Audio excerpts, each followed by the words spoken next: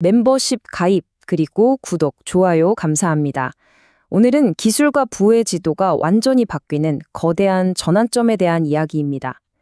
지금까지 세상을 지배해온 중앙화된 AI 거인들, 특히 구글의 천재들이 이뤄낸 그 엄청난 스케일업을 뛰어넘는 새로운 패러다임, 그리고 그것이 가져올 거대한 부의 재분배에 대해 아주 깊숙이 파고들어 보겠습니다. 자, 오늘 우리가 함께 걸어갈 길은 아주 명확합니다. 먼저 현재 AI 세계의 제왕이죠. 구글의 성공 방정식을 샅샅이 뜯어볼 겁니다. 그리고 그 눈부신 성공이 아이러니하게도 스스로 만들어낸 거대하고 보이지 않는 벽, 그 한계가 무엇인지 확인하고요. 이어서 이 벽을 허물기 위해 등장한 설계자 니콜라스 코칼리스와 그의 시스템을 철저하게 분석해 보겠습니다. 그리고 마지막으로 이 모든 것들이 결국 우리가 살아갈 미래에 어떤 새로운 부의 흐름을 만들어낼지 그 거대한 그림을 함께 그려보시죠. 미래를 제대로 이해하려면 과거를 먼저 돌아봐야겠죠? 우리의 이야기는 구글의 살아있는 전설, 천재 엔지니어 제프 딘으로부터 시작됩니다. 지난 15년 동안의 AI 발전을 한마디로 정의해버린 그의 4가지 핵심적인 교훈부터 한번 짚고 넘어가 보겠습니다. 이 타임라인을 보시면 AI의 발전이 결코 한순간의 유레카 같은 게 아니었다는 걸 알 수 있습니다. 하나의 거대한 흐름이었죠. 90년대 모두가 더 나은 알고리즘, 더 똑똑한 코드를 고민할 때 아니 진짜 중요한 건 규모 그 자체야라는 엄청난 깨달음의 순간이 있었고요. 2012년에는 AI가 인간의 가르침 없이 스스로 발견을 하기 시작하는 혁명적인 시점이 찾아옵니다. 그리고 그 수요가 폭발하자 이걸 감당하기 위해 아예 전용 하드웨어를 만들면서 AI가 우리 삶 모든 곳으로 퍼져나가게 됐죠. 그리고 마침내 오늘날 단순 계산을 넘어서 스스로 추론하는 단계까지 오게 된 겁니다. 이 모든 단계가 서로 맞물리면서 지금의 AI를 만들어낸 거죠. 첫 번째 교훈? 바로 규모에 대한 엄청난 깨달음입니다. 90년대 제프 딘은 당시 기술로는 거의 불가능해 보였던 인공신경망을 연구하고 있었어요. 그러다 정말 충격적인 결론에 도달합니다. 진짜 인간 같은 지능을 만들려면 기존보다 무려 100만 배는 더 많은 계산 능력이 필요하다는 걸 알아챈 거죠. 이게 그냥 숫자가 커지는 문제가 아니었습니다. AI의 본질이 더 똑똑한 코드 한 줄에 있는 게 아니라 그냥 압도적인 계산 능력 그 자체에 있다는 생각의 판을 완전히 뒤집는 발견이었어요. 모두가 엔진의 설계를 고민할 때 그는 엔진의 크기 자체가 정답이라는 걸 간파한 겁니다. 두 번째 교훈은 바로 자율학습의 시대, 즉 발견의 시대가 열렸다는 겁니다. 2012년에 있었던 이 고양이 실험은 정말 역사적인 사건이에요. 구글의 AI한테 아무도 고양이는 귀가 2개고 수염이 있어라고 가르쳐주지 않았습니다. 그냥 무작위로 유튜브 영상 1000만 개를 보게 했을 뿐이에요. 그런데 정말 놀랍게도 AI가 그 방대한 데이터 속에서 스스로 패턴을 찾아내더니 아, 이런 게 고양이구나 하는 개념을 스스로 깨우친 겁니다. 인간이 지식을 주입하던 시대가 끝나고 기계가 데이터 속에서 지혜를 발견하는 시대가 시작된 거죠. 자, 세 번째 교훈은 바로 하드웨어의 힘입니다. AI 서비스에 대한 수요가 그야말로 폭발하니까 구글이 거대한 한계에 부딪힌 거예요. 그래서 어떻게 했냐? 그냥 자기들이 직접 AI 연산 전용 칩, TPU를 만들어버립니다. 이 혁신 덕분에 저 멀리 데이터 센터에만 있던 AI가 우리 손안에 스마트폰, 자동차, 집안의 모든 기기로 들어올 수 있게 된 거죠. 그리고 바로 이 막강한 하드웨어의 힘이 네 번째 교훈, 추론 능력의 진화를 이끌어냈습니다. 예전에는 초등학생 산수 문제도 쩔쩔매던 AI가 이제는 국제 수학 올림피아드 문제를 풀고 그 풀이 과정을 논리적으로 증명하는 수준까지 왔습니다. 이건 단순 계산이 아니라 정말로 생각의 영역에 발을 들였다는 뜻입니다. 이런 놀라운 성공들이 모여서 인류 역사상 가장 강력한 AI 엔진이 만들어졌습니다. 그런데 말이죠. 바로 오늘 2026년, 바로 지금 그 눈부시게 강력한 엔진이 거대하고 보이지 않는 벽에 부딪혀서 멈춰서고 있습니다. 도대체 그 벽의 정체는 뭘까요? 여기서 우리는 아주 근본적인 질문에 부딪히게 됩니다. 과연 우리는 지금처럼 계속해서 더 큰 데이터 센터를 짓고 더 많은 전기를 끌어다 쓰는 방식으로 이 AI를 무한정 키워나갈 수 있을까요? 이 중앙화된 모델, 정말 지속 가능할까요? 이 엔진을 만든 장본인 제프 딘의 이 한마디가 문제의 본질을 정확하게 꿰뚫습니다. 만약 전 세계 모든 사람이 딱 3분만 음성 검색을 쓴다면 구글 서버를 지금의 2배로 늘려야 한다. 이게 무슨 뜻이냐면 AI의 성공이 역설적으로 자기 자신을 파괴할 만큼 감당할 수 없는 물리적인 수요를 만들어냈다는 겁니다. 중앙화 모델은 성공하면 할수록 더 빠르게 한계점에 도달하는 그런 운명을 타고난 거죠. 여러분, 이건 더 이상 먼 미래의 경고가 아닙니다. 바로 우리가 살고 있는 오늘 2026년의 현실이에요. 우리는 지금 AI가 일으킨 에너지 위기의 한복판을 살아가고 있습니다. 중앙화 AI의 심장이었던 전기를 집어삼키는 거대한 데이터 센터들이 이제는 오히려 AI 발전의 발목을 잡는 가장 큰 약점이 되어버렸습니다. 전 세계 전력망이 비명을 지르고 있어요. 이제는 완전히 새로운 길이 필요한 시점입니다. 모든 위기는 새로운 종류의 설계자를 필요로 하죠. 바로 여기서 스탠퍼드 박사 니콜라스 코칼리스가 등장합니다. 그의 학문적인 여정을 쭉 따라가 보면 마치 이 거대한 문제를 해결하기 위해 수십 년 전부터 미리 준비된 것 같은 그런 비전을 가진 인물이라는 걸 알 수 있습니다. 그의 이력을 한번 보세요. 정말 놀랍습니다.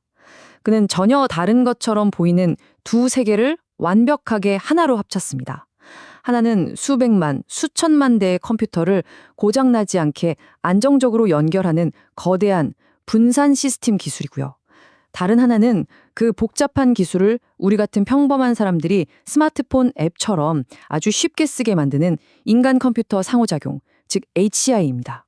다시 말해 그는 강력하면서도 동시에 아주 인간적인 시스템을 설계하는 방법을 이 중앙화의 위기가 닥치기 훨씬 이전부터 깊이 파고들어 연구해온 거죠.